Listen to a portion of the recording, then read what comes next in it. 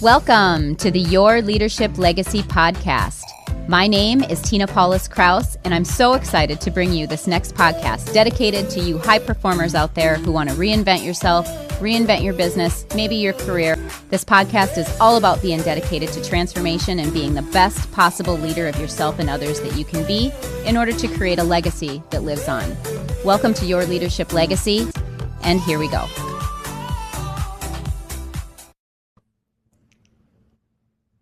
Hi, everyone. Welcome to the Your Leadership Legacy podcast. My name is Tina Paulus Krauss, and today we've got some really exciting stuff that we're going to talk about today. But if you'll notice, I have a co-host today, which is the first time that I've had a co-host on board, and I am really excited, Melissa, to have you here. So I would love for you to introduce yourself and just tell the listeners a little bit about who you are.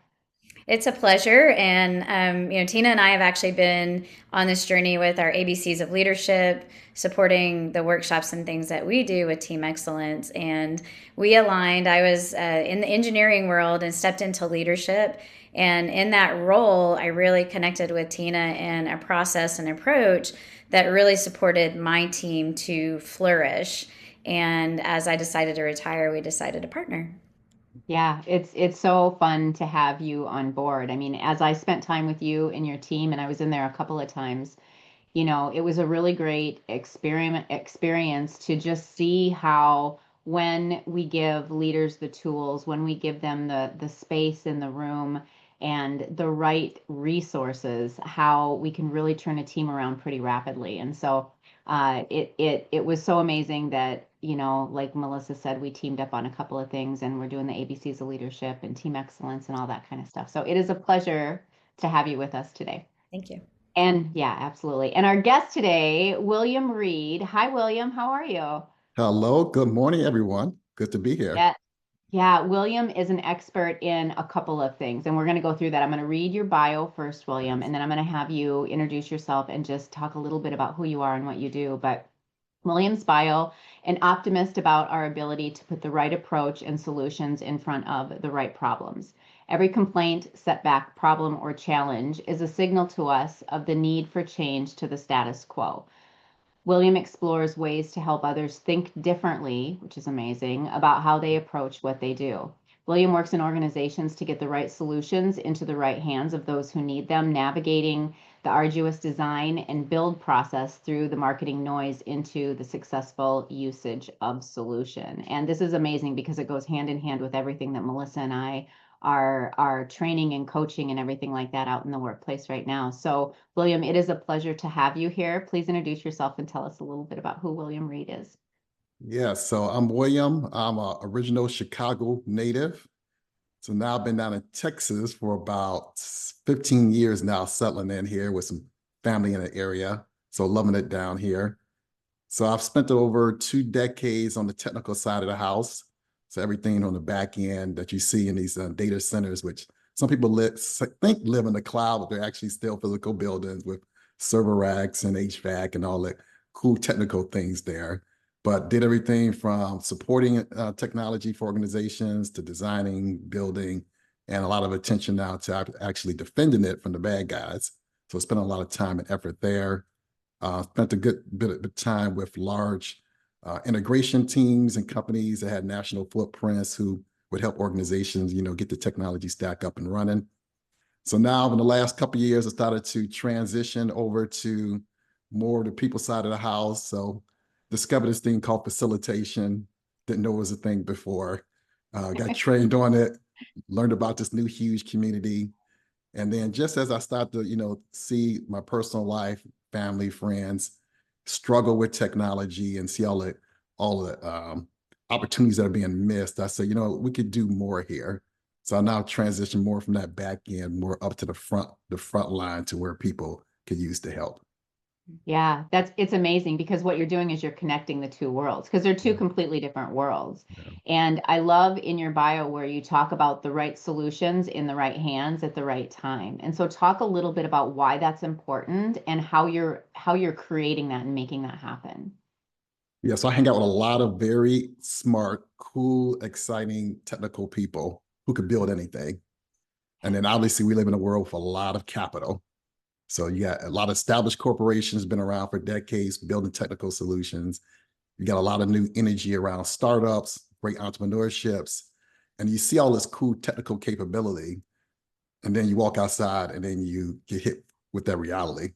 Holy crap, this tech that's in my house that I'm wearing, that I got in my back pocket, is too complicated. And then you call family members, they're having trouble with technology. You go to the doctor's office, you go to the airport, you go to all these different environments, and you just stop, look around and observe and say, the lines are still long. There's still frustrations. We're missing things that you would think we wouldn't be missing. Now, obviously, no one says today, maybe go fax me something, but it's like we're in a world of AI and we're still being asked, hey, can you repeat your name? What's your mother's maiden name? It's like the people who are building the tech in the background are disconnected to the actual human element. Mm-hmm.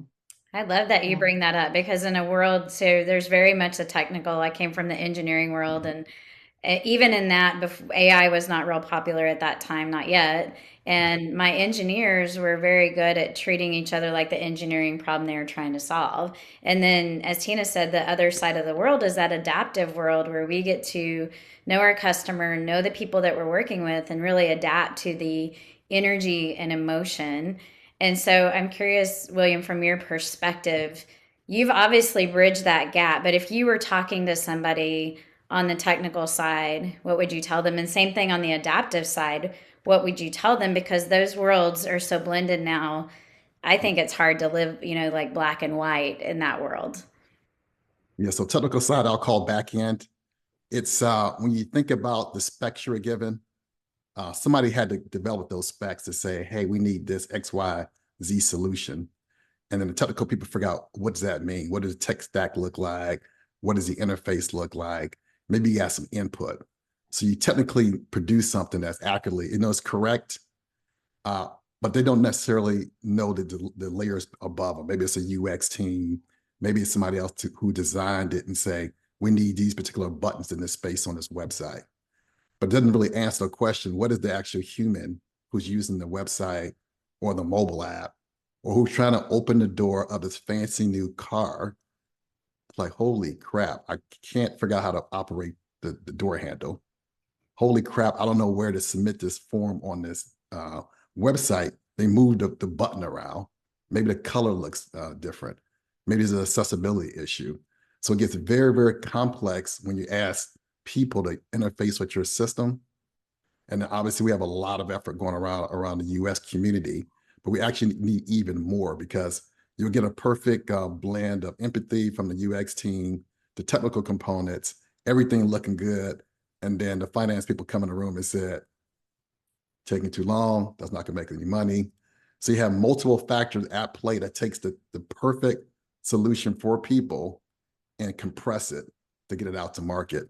So it leads to this whole big thing of entrepreneurship, and we know how to build stuff to actually meet the need, but if you cannot get it into the right business model and actually support, we need to make money, we need to make it over a period of time, that's not going to work. So that kind of leads into what we'll get into as leadership is, how do you find that problem, zoom in the technical people to actually figure out what that is and actually be market viable. And on the front line of people, I think you mentioned the other folks are the folks who are saying, hey, I need this thing. I need 3 buttons for grandma to do this operation. Mm-hmm. That's all I need. Technical people say, I got 20 buttons. Really don't need it. Other people say, well, some extra features, because the marketing team says we got some prospects who need those extra 5 or 10 buttons. So that's why we put it in there. And by the time you end it, you're like, grandma is confused. And then you start to realize it's not only grandma in a personal life, but it's also for very large enterprises, multi-million-dollar companies, multi-million-dollar solutions, who you'll say, hey, we've been working on this Oracle deployment for 5 years. By the way, it's still not fully deployed. Mm-hmm. Oh, wow, this is interesting. How does that happen? Right. Yeah, like I see you. So first of all, I'm a grandma, so I relate to Yeah. this Yeah. now, right? I'm a Yeah. grandma, new grandma. Yeah. And it's what I see, the beauty of what you're doing, and the need is just, it feels like so big, right? It feels like there's so much there that you just said. I remember being in corporate, and it's about the customer experience. And when you've got all these different people that have all their different goals. William, I see what you're doing is you're like that nucleus that understands all those different goals, and the leadership piece that comes into it, which is what I want you to talk about next. Is what you're doing is you're bridging the gap of everybody's different language and different goals, and you're bringing them together so that everybody can create the right solution for grandma. Yeah, you have So to have a that leadership. takes, Yeah, yeah. yeah, that takes leadership. So talk about that from a leadership perspective and what that looks like. All right. So you need to be sitting at the top of the org structure and say, you know what, this is our mission statement. We're really not delivering on it. The bottom line numbers look extremely good. But if you go back to your mission statement and say we're going to help people, and you look out and then you hear this frustration, right? And you hear this frustration everywhere, in the coffee shop, at the water cooler, you see it on text, you see it on social media. It should be triggering you to say, we're missing the mark here. And say, you know what? Our investment strategy is such that it's actually, you call it supporting short-term gains, which is compressing the design cycle, which are producing products which are making it more frustrating for our customer. And they can't find any other solution, then they're stuck with it. So you can be very profitable on the front line, but then you're missing the mark here. What are tens of millions of people around the world telling you? There's something off. It's too complicated. And then you start to talk about wicked problems. These wicked problems, huge problems, require a lot of coordination. So leadership requires the authority to say, we're going to create a very specific type of org structure, a very specific type of business model that supports a 3-year out plan, right? It's going to take us 3 years to put this out. And we're not going to make as much money because we have extra features in there that supports a larger user population, but we know we're going to hit the mark with that user. So right now, people are kind of defaulting to, hey, the venture capitalists say they need to return in X amount of time, so we really can't do what we really need to do. So the reason that the interface is cluttered is because of 5, 6 other people in the background, which are not the actual end user. Yeah. So in reality, the opportunities, it's a blue ocean opportunity for you, where you can actually take market share by actually very specifically delivering those 3 buttons to grandma right now, because people are willing to pay for it. But the frustration is you go looking around and you can't find what you're looking for. Or the worst case scenario is, I know the techies who say, hey, William, we got the greatest technology ever. However, nobody knows about it. Yeah.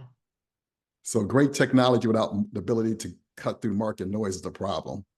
Or we got great marketing, but then our sales teams aren't equipped for the human element, and then they make the selling experience clunky. Or the even worse one is the last mile. I built an aspirin. I know you have a headache. You went over to somebody's house. I said, why do you still have the headache? And you're like, man, something must be wrong with our product. And you realize they never actually take the pill. So once you hear the problem, you want to get it all the way to the point where the pill was taken and confirmed that that problem was alleviated. And then, you're on mission, you're on point. But to do all that, somebody has to bring all those components together. They got to resist the urge from the board of directors putting down this short-term pressure and say, who's leading the charge here? Making the numbers look good, or while we have this limited time on this planet, that we're actually delivering for all these people. And that takes courage, resilience. You got to change the culture, and you can't do any of this without the right leadership mindset. Emotional And I have to, intelligence, right?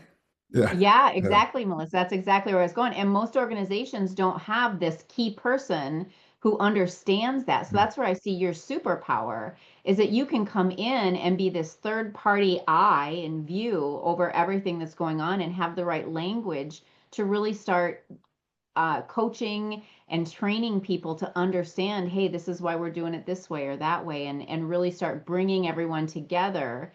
And it's the emotional. Yeah. So go further on that, Melissa, on that emotional intelligence and what that looks like. Yeah, I believe a lot of companies think that when they bring AI to the table, they're going to be able to go faster. They're going to be able to profit more. They're going to be able to actually downsize.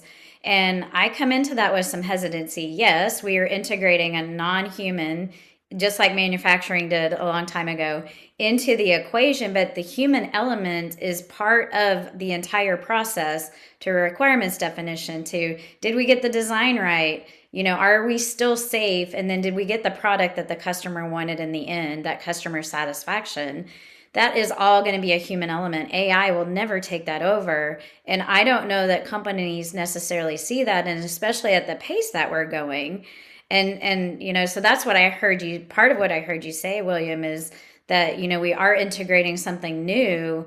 And Tina's right. You bring such a gem to the table in the technical world, because that technical and the personal side absolutely matters. And I think the personal side now is elevated, in my opinion, that it matters now more than ever. Whereas before we could get around, like I would say, in my team, love them. I'm an engineer, so I feel honored to say it. But, engineers will treat the engineering problems like the problems they're trying to solve. They treat each other that way. And that's not going to work anymore, because the teams are going to be smaller, that we're working with AI and that kind of thing. So I'd love to hear just from your perspective, and you work in those systems. What would you tell a company if you were to say, hey, pay attention? What would you tell them? Be very, very cautious of the curse of knowledge.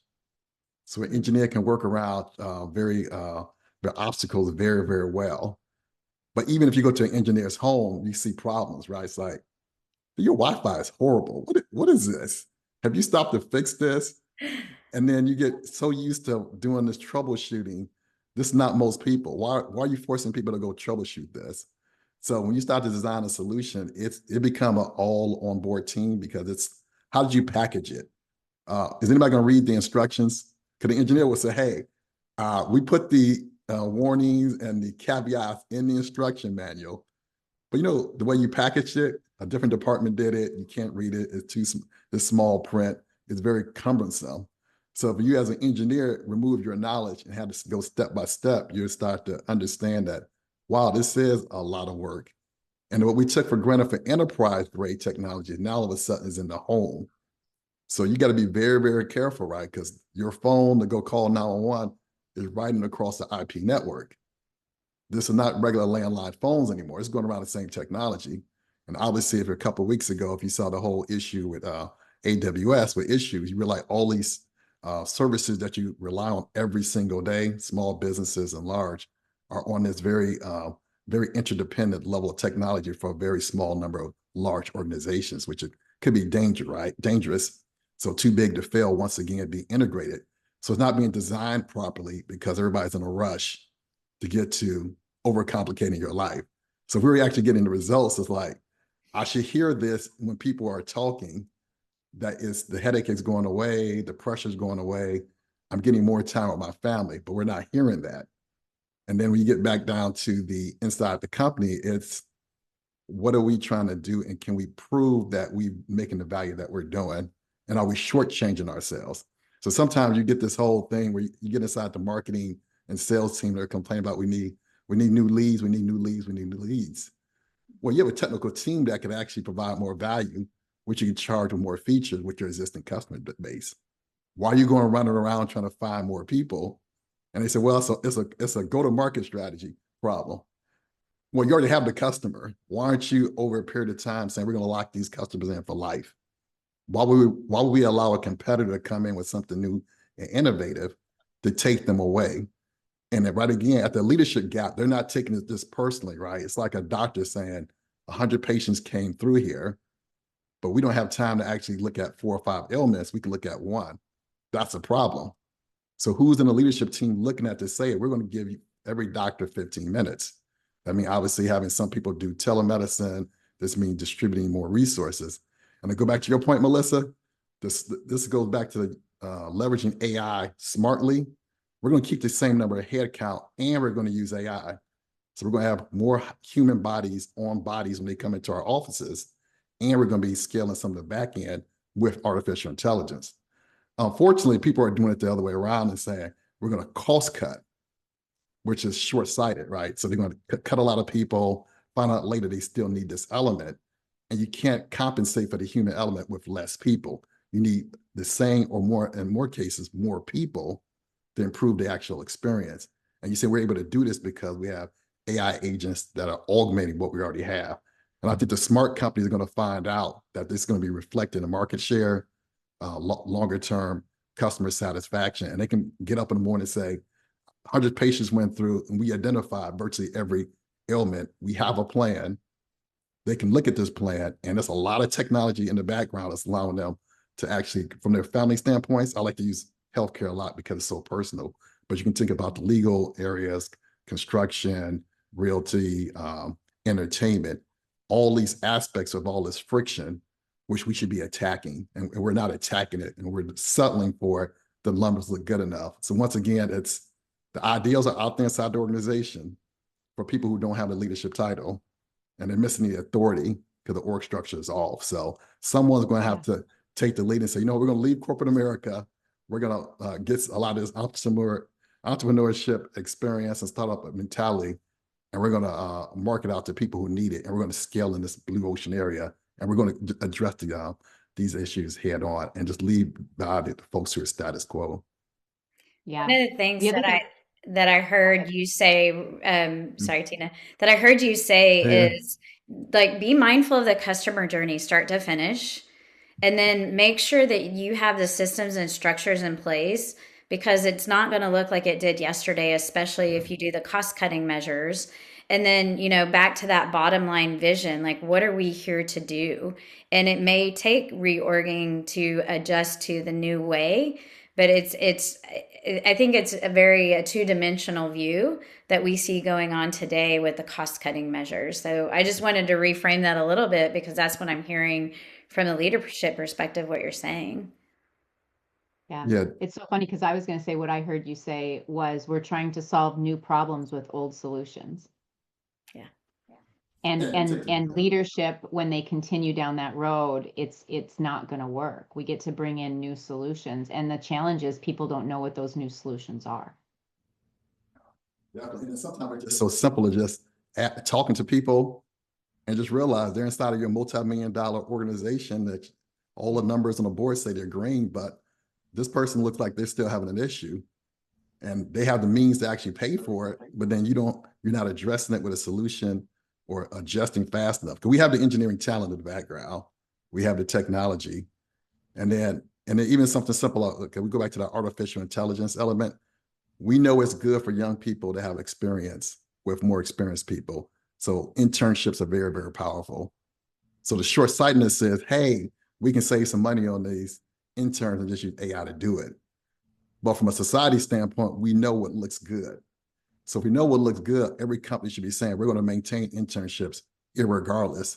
And we're still augmenting with AI, but we know this is going to be good. And we know what, we identified this talent. We want them to be with our company for 20 years, not swapping in and swapping out. And that's a lot of frustration on the workforce side of the house is they're treating us like a commodity. They're backing up the college graduates. And at some point, they're going to say, oh, well, and then you're going to have everybody, switching back, obviously, to opening up their own companies. And that's a good thing, too, right? Because we really can't wait around 4 or 5 years for people in leadership to say, now I get it. So we really can't wait for that.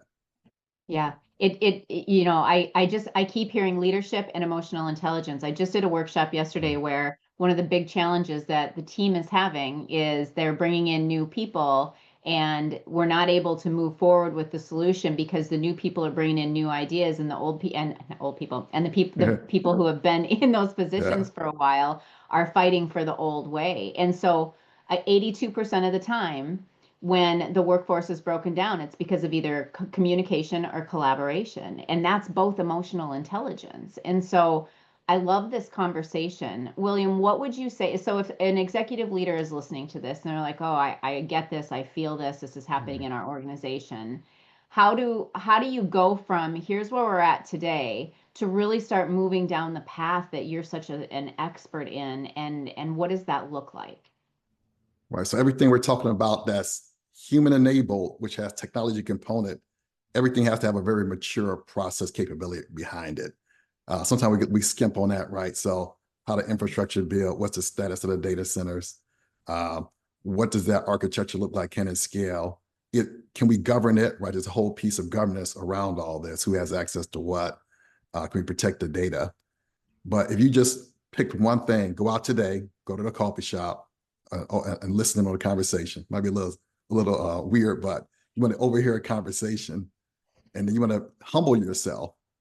If you're hearing a problem of something that you technically sell, but they don't know about, I want you to stop and think about that. Because the first instinct would be to just call the CMO and complain to the CMO, hey, these people don't know about us. Your strategy is bad. Maybe, maybe not.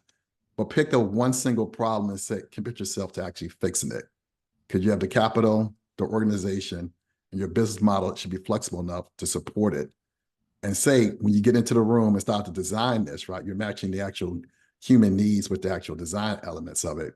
There can be cost considerations, there can be integration issues, a lot of pieces, but your company was built and designed with the resources to actually handle that.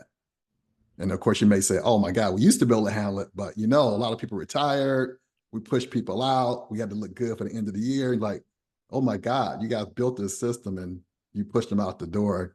And then the new leadership team comes in, does a reorg, and then it says, we're missing this element of institutional knowledge. Because it should frustrate the leader to say, we can't address the very simple problem. So if you have a very sophisticated capability and someone give you a simple problem that you can't handle, that's a problem. The simpler the problem, the better. It proves that you have the ability to listen, to actually apply human skills, technology, package it, and then make sure people are aware of it so they can and they actually use it to say, when you come back and say, okay, that problem has been taken care of. We've solved it. And they have that win to say, you dismantled this problem, right? You didn't skirt around it. You didn't put a Band-Aid on it. And then some people are going to go even bigger and say, I want to actually attack the root cause, which means they have to systematically understand the problem. And many leaders don't understand. Yes. They don't understand the problem, so they're building the wrong things. And they had this elongated sales cycle. So this is products and services, right? Where you kind of understand the problem, but you really don't.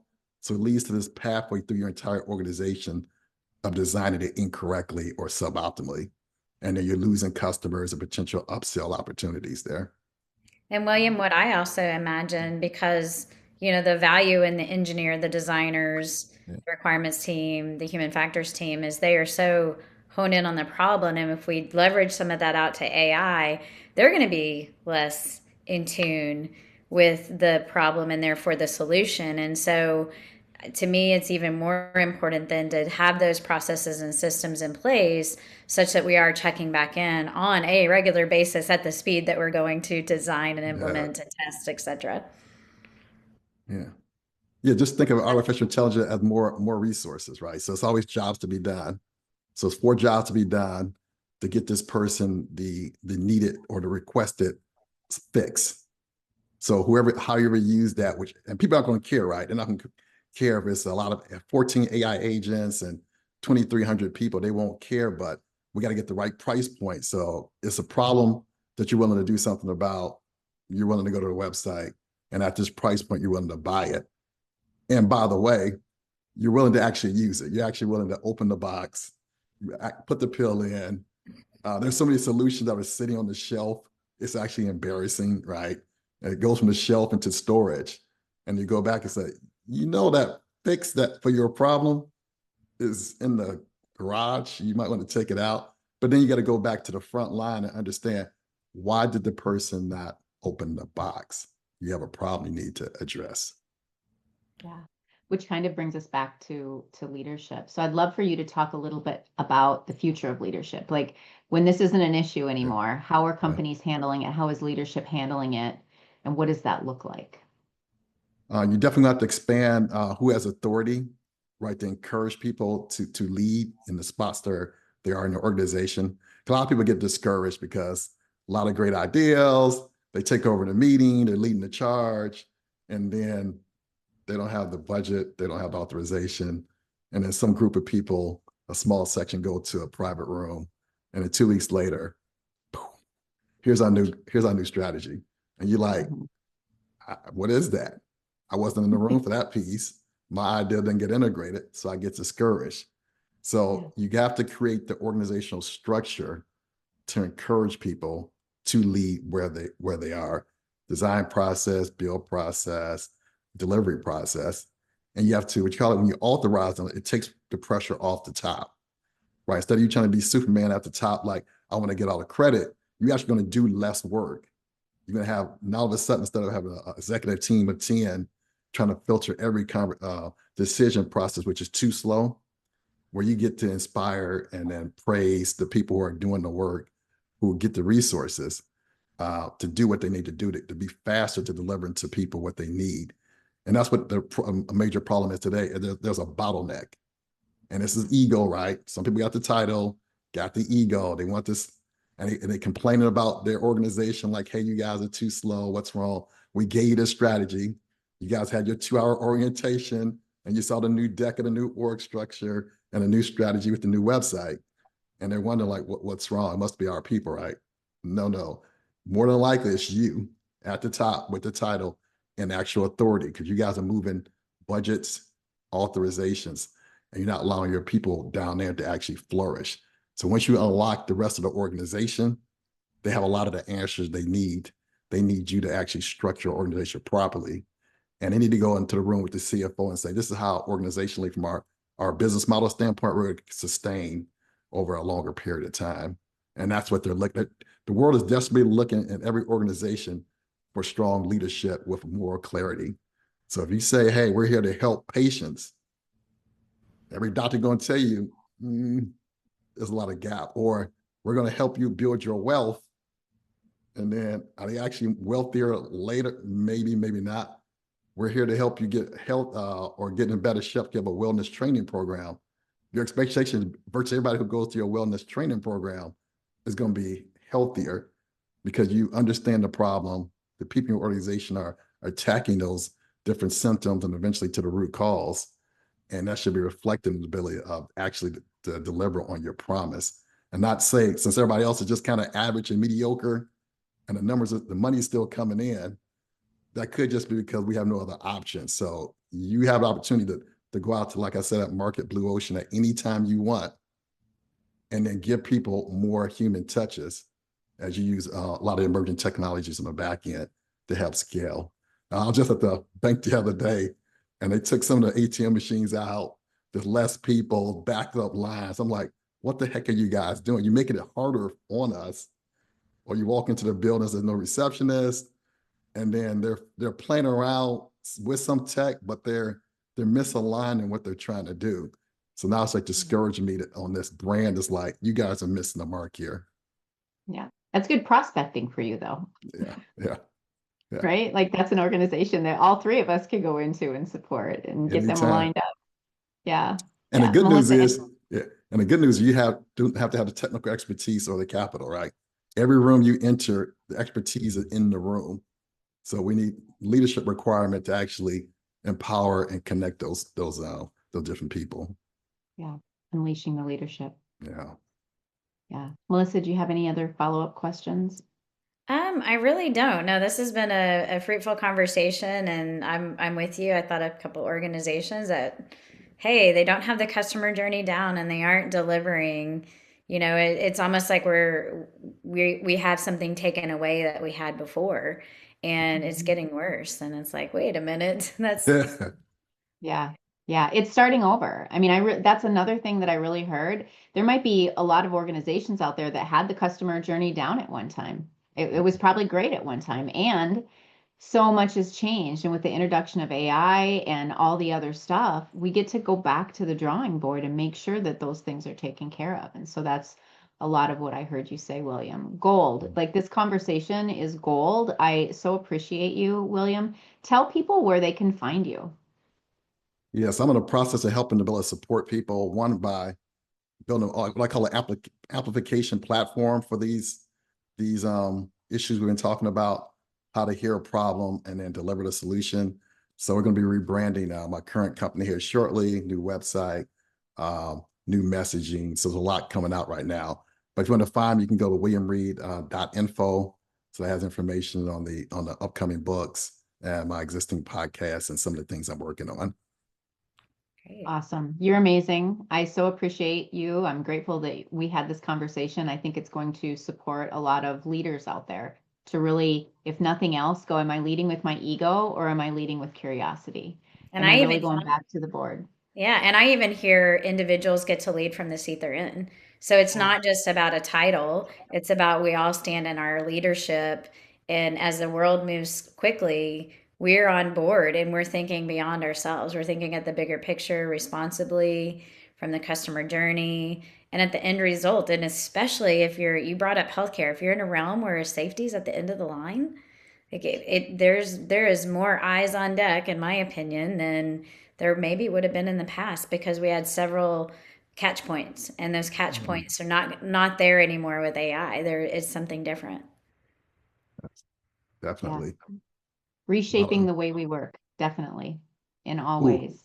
That'd be another cool title for a new book. You did two there. One was Unleashing the, what was that? Unleashing the leadership. Leadership, Leadership. unleashing your leadership. Yeah. And And- reshaping the meaning of work. That came from you. That was on the form that we, Oh, it so was. that Okay. reshaping the meaning of work is from you. So take it and run. Go There for you it. go. We'll collaborate with you, William. There you Yeah, go. There right. you go. Yeah, because that's exactly what's happening. So thank you so much for being on, and go find William. He's amazing. He can support your organization in all the ways for sure. Thank you everyone for being on, and we'll see you next time. Bye. All right. Thanks a lot.